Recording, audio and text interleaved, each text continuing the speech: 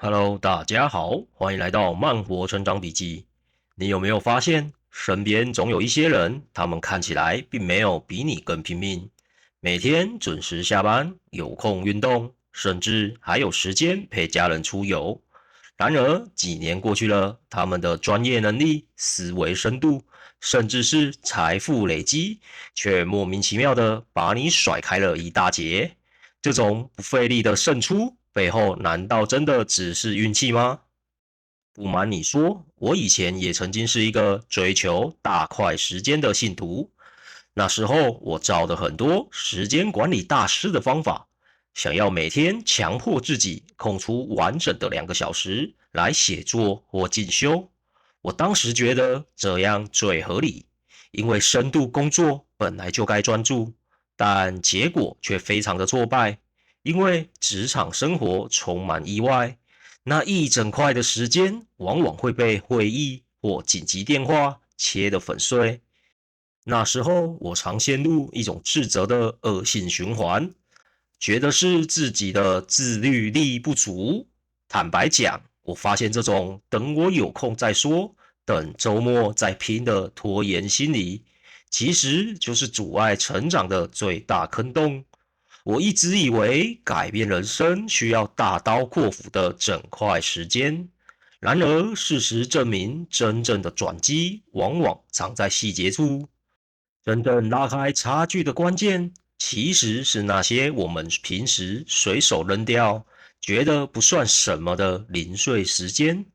人生最公平也最不公平的地方就在这里。虽然每个人每天都拥有同样的86400秒，但真正决定最终胜负的战场，往往隐藏在那些被众人忽视的日常缝隙里。我们先来看一个客观的现实，决定2个人10年后差距的，从来不是单纯的体力劳动量，而是在于颈部以上的认知升级。讲白了，体力会随着生理年龄逐年下降，这是一条下坡路，但认知与智慧却能随着输入的质量产生复利效应。这才是一条无限延伸的上坡路。然而，我看到很多人其实非常的勤奋，每天加班到深夜，回复成千上百封的邮件，忙到连喝水的时间都没有。但这种勤奋往往发生在无法累积的事物上。当你离开那个职位，你留下的产出就不再是属于你的。这种劳动力与时间的单次交换，其实是风险最高、回报最低的策略。我发现现代人最常见的集体焦虑，通常源自于工作太忙，没有完整时间，想学东西却心有余而力不足。然而，你有没有想过，如果你一直在等那个万事俱备、神清气爽的完美时刻才要开始，那么那个时刻极大几率一辈子都不会出现。真正的核心问题在于，你可能在无意识的状态下，把所有的零碎时间都拱手让人了。你交给谁？交给了演算法精准推播的内容，交给了那些能让大脑获得短暂的快感，却在事后留下无尽空虚的碎片化短影音。拉开人生差距的，真的不是那些熬夜爆肝的时刻。通常呢，加班换来的只是短期的产量增加，甚至可能是低效率的重复。真正能让你产生本质性变化的力量，是那些被你轻视、散落在排队、通勤，甚至是上厕所时的零碎时刻。这些时刻看似微不足道，比如餐厅等上菜的8分钟，捷运转乘的15分钟，或是会议提早结束的5分钟。虽然单次时间不长，但它们极度稳定，每天都会准时出现在你的生活中。如果你不主动捕捉，它们就会像指尖的细沙一样漏掉。面对同样的5分钟，通常会演化出2条截然不同的人生命运。第一条是顺从本能，掏出手机刷一下社群媒体，看几则搞笑影片，然后大脑放空。另一条路则是主动选择，听一段有深度的趋势分析，阅读一个值得推敲的观点，让大脑保持低度的运转。这两条路的终极差别，不在于你花了多少分钟，而在于你把最珍贵的注意力这项资产投给了谁。说真的，如果你把注意力交给了短影音演算法，你就是在用自己的生命帮科技巨头赚钱。如果你把注意力留给自己去思考，那你就是在为未来的竞争力进行投资。为什么在零碎时间学习反而更有效果？这背后其实有着严谨的科学依据。学术界的一个综合共识是，当大脑处于较低压力、不需要处理紧急决策的状态时，我们的扩散模式思维会变得活跃，此时接收新观念的阻力反而最小。在零碎时间里，我们的心态通常比较放松，不会给自己一定要学会什么的沉重负担。这种不期待巨大成果的放松感，反而让新资讯更容易渗透进长期记忆，避开了大脑在高度紧绷时会启动的认知过滤防卫机制。此外，我们必须承认时间分配是不公平的。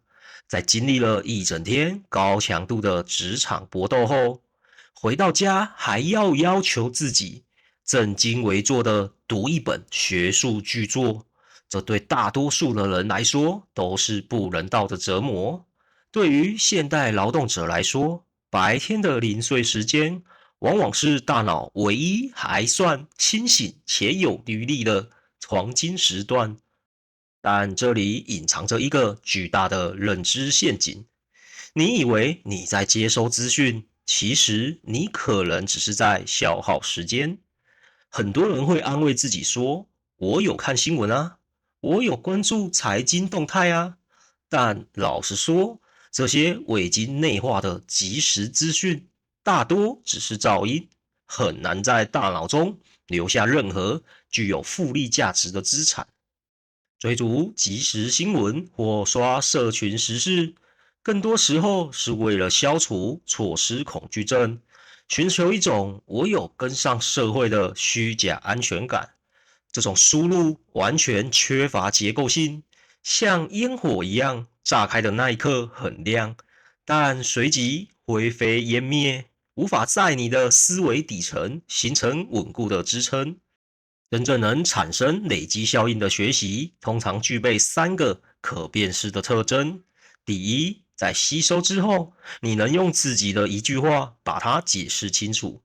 第二，这个观点会直接或间接的影响你下一次的判断。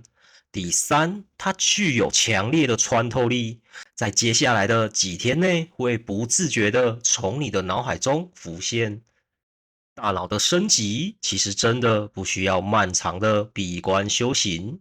有时候你在搭公车时听到的一个观点，刚好点破了你困扰已久的职业盲点。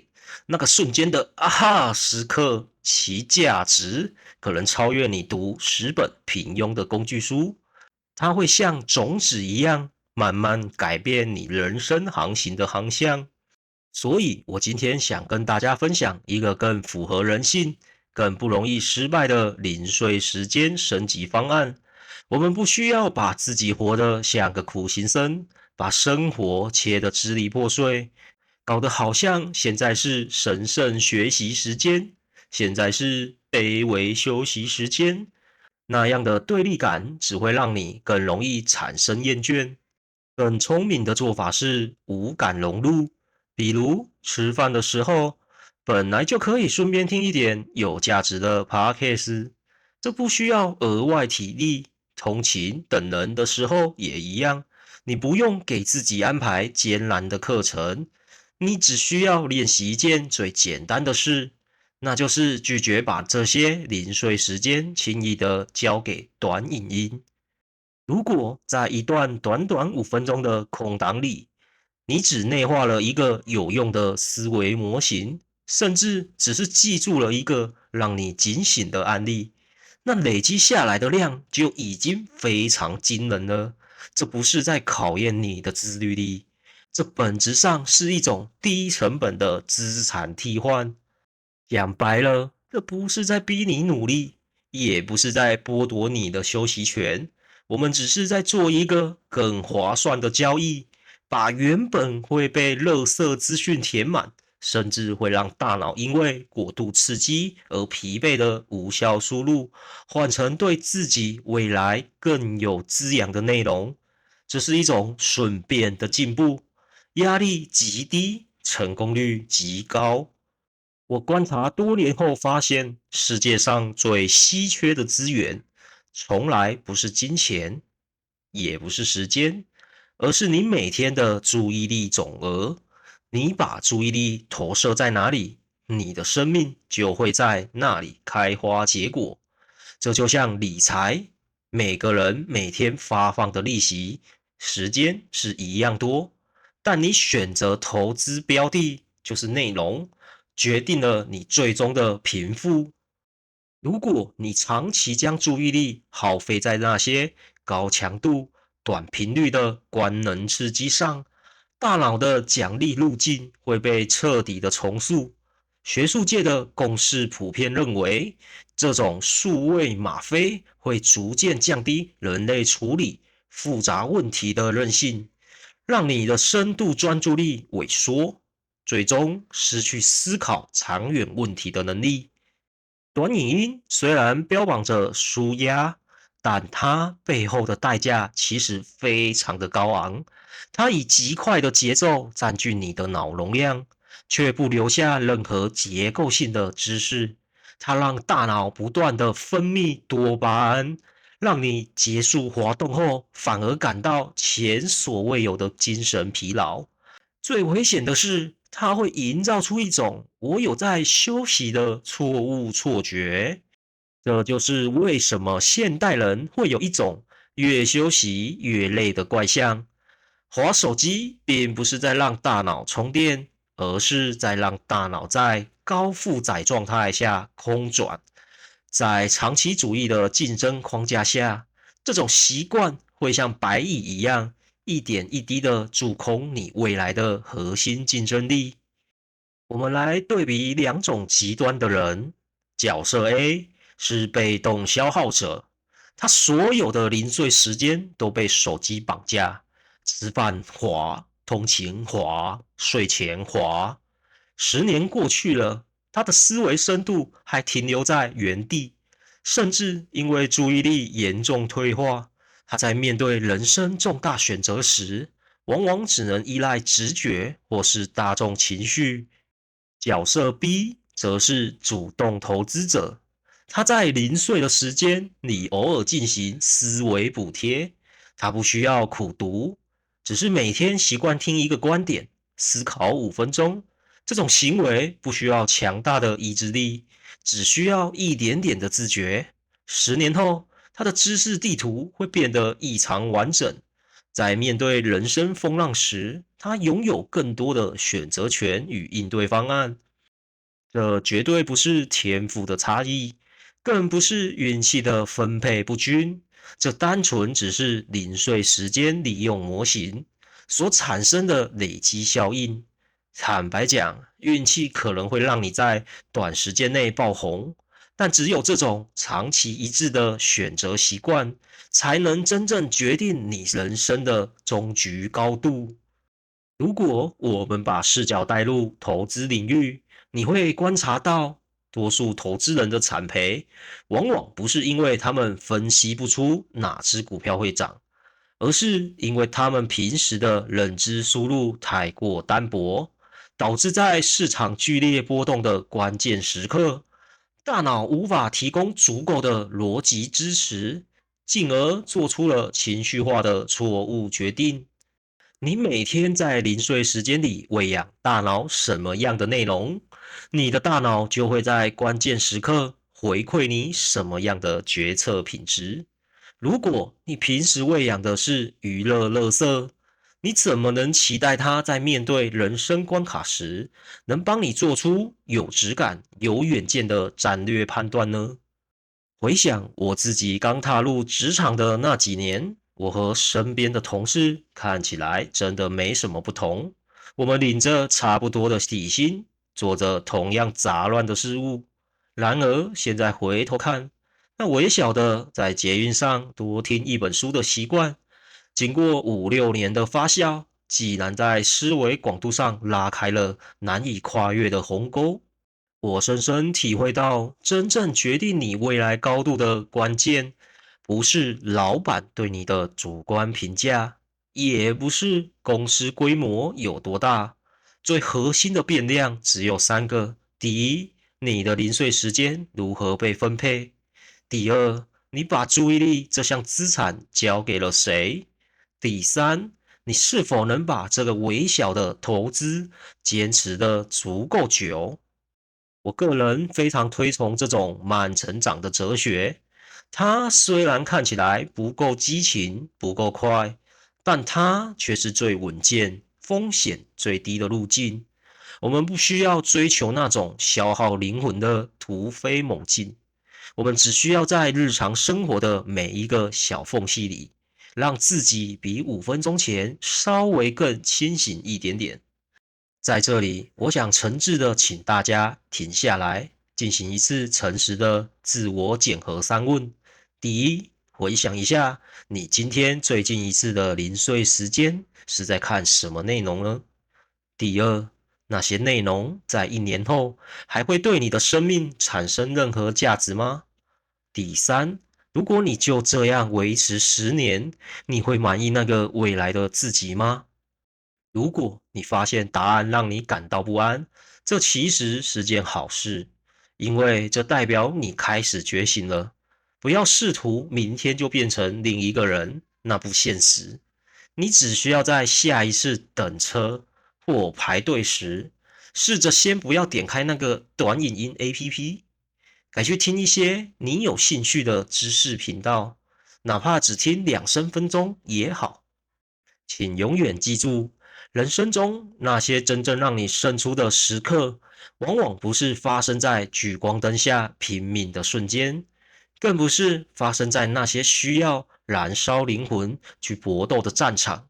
相反的，它就安静地藏在那些被你轻视、被你认为不算什么的平凡零碎时间里。在慢活成长的道路上，我们不需要追求完美，我们只需要追求觉察，觉察自己的注意力流向，像守护财富一样，守护好自己的大脑能量。这是一种最有智慧的偷懒，也是最不费力的成长方式。衷心希望今天的分享能让你重新定义那不起眼的5分钟，让我们一起在琐碎且繁杂的生活中夺回属于自己的注意力主导权。在时间的流逝中，慢慢磨出那份属于自己、充满质感的自由。最后，祝大家身体健康，万事如意，平安喜乐，恭喜发财！麻烦按赞、订阅、开启小铃铛，我们下部影片再见，拜拜。